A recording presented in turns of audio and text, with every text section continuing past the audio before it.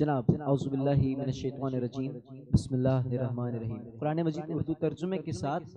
نشریات کا باقاعدہ آغاز ہو رہا ہے اور یہ سلسلہ جاری ہے۔ اسی طرح اب ہم نے سورہ الانفال کا آغاز کیا تھا اور اس کو آیت نمبر 30 تک ہم نے آج سحر میں مکمل کیا تھا۔ اب اس کے آگے انشاءاللہ تو اور اے محمد صلی اللہ علیہ وآلہ وسلم اس وقت کو یاد کرو کہ جب کافر لوگ تمہارے بارے میں چال چل رہے تھے کہ تم کو قید کر دیں یا جان سے مار ڈالیں یا وطن سے نکال دیں، تو ادھر تو وہ چال چل رہے تھے اور ادھر خدا چال چل رہا تھا، اور خدا سب سے بہتر چال چلنے والا ہے۔ اور جب ان کو ہماری آیتیں پڑھ کر سنائی جاتی ہیں تو کہتے ہیں یہ کلام ہم نے سن لیا ہے، اور اگر ہم چاہیں تو اسی طرح کا کلام ہم بھی کہہ دیں، اور یہ ہے ہی کیا صرف اگلے لوگوں کی حکایتیں ہیں۔ اور جب انہوں نے کہا کہ اے خدا اگر یہ قرآن تیری طرف سے برحق ہے تو ہم پر آسمان سے پتھر برسا یا کوئی اور تکلیف دینے والا عذاب بھیج۔ اور خدا ایسا نہ تھا کہ جب تک تم ان میں سے تھے انہیں عذاب دیتا، اور ایسا نہ تھا کہ وہ بخششیں مانگیں اور انہیں عذاب دے۔ اور اب ان کے لیے کون سی وجہ ہے کہ وہ انہیں عذاب نہ دے، جبکہ وہ مسجد محترم میں نماز پڑھنے سے روکتے ہیں، اور وہ اس مسجد کی متولی بھی نہیں، اس کے متولی تو صرف پرہیزگار ہیں لیکن ان میں اکثر نہیں جانتے۔ اور ان لوگوں کی نماز خانہ کعبہ کے پاس سیٹیاں اور تالیاں بجانے کے سوا کچھ نہ تھی، تو تم جو کفر کرتے تھے اب اس کے بدلے عذاب کا مزہ چکھو۔ جو لوگ کافر ہیں اپنا مال خرچ کرتے ہیں کہ لوگوں کو خدا کے راستے سے روکیں، ابھی اور خرچ کریں گے مگر آخر وہ خرچ کرنا اور ان کے لیے معجب افسوس ہوگا، اور وہ مغلوب ہو جائیں گے اور کافر لوگ دوزخ کی طرف ہانکے جائیں گے، تاکہ خدا ناپاک کو پاک سے الگ کر دے اور ناپاک کو ایک دوسرے پر رکھ کر ایک ڈھیر بنا دے، پھر اس کو دوزخ میں ڈال دے۔ یہی لوگ خسارہ پانے والے ہیں۔ اے پیغمبر کفار سے کہہ دو کہ اگر وہ اپنے افعال سے باز آ جائیں تو جو ہو چکا وہ انہیں معاف کر دیا جائے گا، اور اگر پھر وہی حرکات کرنے لگیں گے تو اگلے لوگوں کا جو طریق جاری ہو چکا ہے وہی ان کے حق میں برتا جائے گا۔ اور ان لوگوں سے لڑتے رہو اور یہاں تک کہ فتنہ یعنی کفر کا فساد باقی نہ رہے اور دین سب خدا ہی کا ہو جائے، اور اگر باز آ جائیں تو خدا ان کے کاموں کو دیکھ رہا ہے، اور اگر روگردانی کریں تو جان رکھو کہ خدا تمہارا حمایتی ہے، اور وہ خوب حمایتی اور خوب مددگار ہے۔ اور جان رکھو کہ جو چیز تم کفار سے لوٹ کر لاؤ اس میں سے 5واں حصہ خدا کا اور اس کے رسول کا اور اہل قرابت اور یتیموں کا اور محتاجوں کا اور مسافروں کا ہے۔ اور اگر تم خدا پر اس نصرت پر ایمان رکھتے ہو جو حق و باطل میں فرق کرنے کے دن یعنی جنگ بدر میں جس دن دونوں فوجوں میں مڑ بھیڑ ہو گئی، اپنے بندے محمد صلی اللہ علیہ وسلم پر نازل فرمائی، اور خدا ہر چیز پر قادر ہے۔ جس وقت تم مدینے سے قریب کے ناکے پر تھے اور کافر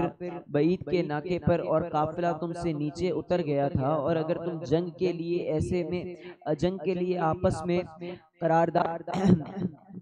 لیے آپس میں قرارداد کر لیتے تو وہ وقت معین پر جمع ہونے میں تقدیم و تاخیر ہو جاتی، لیکن خدا کو منظور تھا کہ جو کام ہو کر رہنے والا تھا اسے کر ہی ڈالے، تاکہ جو مرے بصیرت پر یعنی یقین جان کر مرے، اور جو جیتا رہے وہ بھی بصیرت پر یعنی حق پہچان کر جیتا رہے۔ اور کچھ شک نہیں کہ خدا سنتا اور جانتا ہے۔ اس وقت خدا نے تمہیں خواب میں کافروں کو تھوڑی تعداد میں دکھایا، اور اگر بہت کر کے دکھاتا تو تم لوگ جی چھوڑ دیتے اور جو کام درپیش تھا اس میں جگڑنے لگتے، لیکن خدا نے تمہیں اس سے بچا لیا، بے شک وہ سینوں کی باتوں تک سے واقف ہے۔ اور اس وقت جب تم ایک دوسرے کے مقابل ہوئے تو کافروں کو تمہاری نظروں میں تھوڑا کر کے دکھاتا تھا اور تم کو ان کی نگاہوں میں تھوڑا کر کے دکھاتا تھا، تاکہ خدا کو جو کام منظور کرنا تھا اسے کر ڈالے، اور سب کاموں کی رجوع خدا کی طرف ہے۔ مومنو، جب کفار کی کسی جماعت سے تمہارا مقابلہ ہو تو ثابت قدم رہو اور خدا کو بہت یاد کرو تاکہ مراد حاصل کرو، اور خدا اور اس کے رسول کے حکم پر چلو، اور آپس میں جھگڑا نہ کرنا کہ ایسا کرو گے تو تم بزدل ہو جاؤ گے اور تمہارا اقبال جاتا رہے گا، اور صبر سے کام لو، خدا صبر کرنے والوں کا مددگار ہے۔ اور ان لوگوں جیسے نہ ہونا جو اتراتے ہوئے یعنی حق کا مقابلہ کرنے کے لیے اور لوگوں کو دکھانے کے لیے گھروں سے نکل آئے اور لوگوں کو خدا کی راہ سے روکتے ہیں، اور جو اعمال یہ کرتے ہیں خدا ان پر احاطہ کیے ہوئے ہے۔ اور جب شیطانوں نے ان کے اعمال ان کو آراستہ کر کے دکھائے اور کہا کہ آج کے دن لوگوں میں کوئی تم پر غالب نہ ہوگا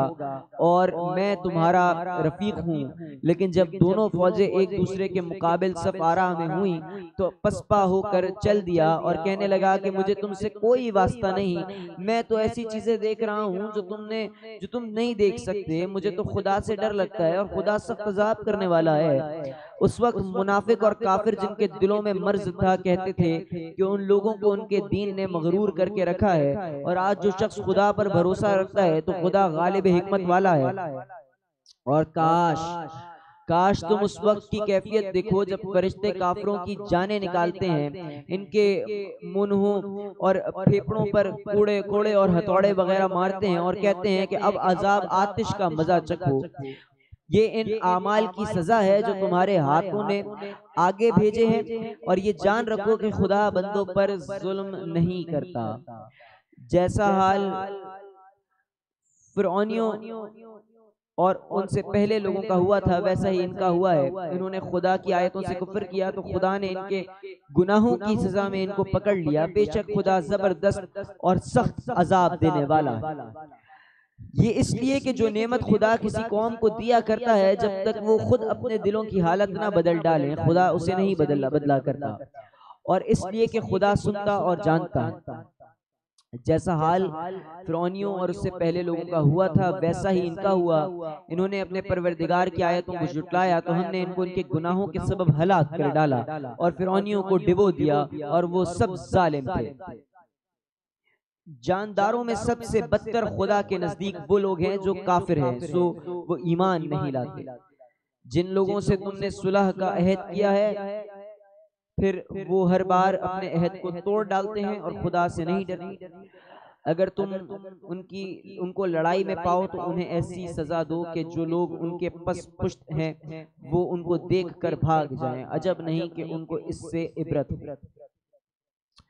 اور اگر تم کو کسی قوم سے دغا بازی کا خوف ہو تو ان کا عہد انہی کی طرف پھینک دو اور برابر کا جواب دو، کچھ شک نہیں کہ خدا دغا بازوں کو دوست نہیں رکھتا۔ اور کافر یہ نہ خیال کریں کہ وہ بھاگ نکلے ہیں، وہ اپنی چالوں سے ہم کو ہرگز عاجز نہیں کر سکتے، اور جہاں تک ہو سکے فوج کی جمعیت کے زور سے اور گھوڑوں کے تیار رکھنے سے ان کے مقابلے کے لیے مستعد رہو، کہ اس سے خدا کے دشمنوں اور تمہارے دشمنوں اور ان کے سوا اور لوگوں پر جن کو تم نہیں جانتے اور خدا جانتا ہے ہیبت بیٹھی رہے گی، اور تم جو کچھ راہ خدا میں خرچ کرو گے اس کا ثواب تم کو پورا دیا جائے گا اور تمہارا ذرا نقصان نہیں کیا جائے گا۔ اور اگر یہ چاہیں کہ تم کو فریب دیں تو خدا تمہیں کفایت کرے گا، وہی تو ہے جس نے تم کو اپنی مدد سے اور مسلمانوں کی جمعیت سے تقویت بخشی اور ان کے دلوں میں الفت پیدا کر دی، اور اگر تم دنیا بھر کی دولت خرچ کرتے تب بھی ان کے دلوں میں الفت نہ پیدا کر سکتے تھے، مگر خدا ہی نے ان میں الفت ڈال دی، بے شک وہ زبردست اور حکمت والا ہے۔ اور اے نبی تم کو اور مومنوں کو جو تمہارے پیرو ہیں کافی ہے، اے نبی مسلمانوں کو جہاد کی ترغیب دو، اور اگر تم 20 آدمی ثابت قدم رہنے والے ہو ہوں گے تو 200 کافروں پر غالب رہیں گے، اور اگر 100 ایسے ہوں گے تو 1000 پر غالب رہیں گے، اس لیے کہ کافر ایسے لوگ ہیں کہ کچھ بھی سمجھ نہیں رکھتے۔ اب خدا نے تم پر سے بوجھ ہلکا کر دیا اور معلوم کر لیا کہ ابھی تم میں کسی قدر کمزوری ہے، پس اگر تم میں 100 ثابت قدم رہنے والے لوگ ہوں گے تو 200 پر غالب رہیں گے، اور اگر 1000 ہوں گے تو خدا کے حکم سے 2000 پر غالب رہیں گے، اور خدا ثابت قدم رہنے والوں کو مددگار ہے۔ پیغمبر کو شایان نہیں کہ اس کے قبضے میں قیدی رہیں، جب تک کافروں کو قتل کر کے زمین میں کثرت سے خون نہ بہا دے۔ تم لوگ دنیا کے مال کے طالب ہو اور خدا آخرت کی بھلائی چاہتا ہے، اور خدا غالب حکمت والا ہے۔ اگر خدا کا حکم پہلے نہ ہو چکا ہوتا تو جو فدیہ تم نے لیا ہے اس کے بدلے تم پر بڑا عذاب نازل ہوتا۔ تو جو مال غنیمت تمہیں ملا ہے اسے کھاؤ کہ وہ تمہارے لیے حلال طیب رہے، اور خدا سے ڈرتے رہو، بے شک خدا بخشنے والا اور مہربان ہے۔ اور اے پیغمبر، جو قیدی تمہارے ہاتھ میں گرفتار ہیں ان سے کہہ دو کہ اگر خدا تمہارے دلوں میں نیکی معلوم کرے گا تو جو مال تم سے چھن گیا ہے اس سے بہتر تمہیں عنایت فرمائے گا، اور تمہارے گناہ بھی معاف کر دے گا، اور خدا بخشنے والا اور مہربان ہے۔ اور اگر یہ لوگ تم سے دغا کرنا چاہیں گے تو یہ پہلے ہی خدا سے دغا کر چکے ہیں، تو اس نے ان کو تمہارے قبضے میں کر دیا، اور خدا دانا حکمت والا ہے۔ جو لوگ ایمان لائے اور وطن سے ہجرت کر گئے اور خدا کی راہ میں اپنے مال اور جان سے لڑے، اور وہ جنہوں نے ہجرت کرنے والوں کو جگہ دی اور ان کی مدد کی، وہ آپس کے اندر جو لوگ ایمان لائے اور وطن سے ہجرت کر گئے اور خدا کی راہ میں اپنے مال اور جان سے لڑے، وہ جنہوں نے ہجرت کرنے والوں کو جگہ دی اور ان کی مدد کی، وہ آپس میں ایک دوسرے کے رفیق ہیں۔ اور جو لوگ ایمان تو لے آئے لیکن ہجرت نہیں کی، تو جب تک وہ ہجرت نہ کریں تو تم ان کو ان کے رفاقت سے کچھ سروکار نہیں، اور اگر وہ تم سے دین کے معاملات میں مدد طلب کریں تو تم کو مدد کرنی لازم ہوگی، مگر ان لوگوں کے مقابلے میں کہ تم میں اور ان میں صلح کا عہد ہو۔ مدد نہیں کرنی چاہیے، اور خدا تمہارے سب کاموں کو دیکھ رہا ہے۔ اور جو لوگ کافر ہیں وہ بھی ایک دوسرے کے رفیق ہیں۔ تو مومنوں، اگر تم یہ کام نہ کرو گے تو ملک میں فتنہ برپا ہو جائے گا اور بڑا فساد مچے گا۔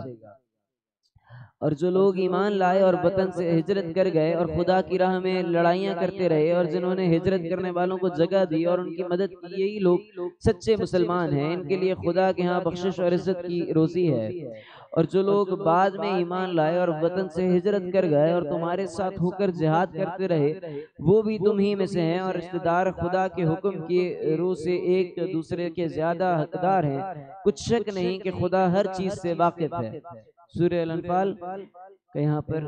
ترجمے کا ہم لوگوں نے مکمل کر لیا ہے۔ انشاءاللہ اب اگلی صورت کی طرف موو آن کریں گے سحر نشریات سے۔ ابھی باقاعدہ الحمدللہ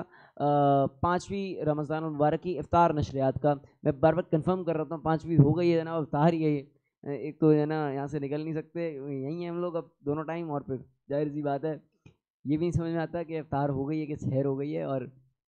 یہ بھی نہیں سمجھ میں آتا کہ اتنی جلدی وقت گزارے ہیں۔ 5ویں رمضان کی افطار نشریات میں آپ سب کو خوش آمدید کہتا ہوں۔ علی صدیقی میرا نام ہے، ایک مرتبہ پھر سے آپ کو خوش آمدید۔ وقفے کے بعد انشاءاللہ دوبارہ حاضر ہوتے ہیں۔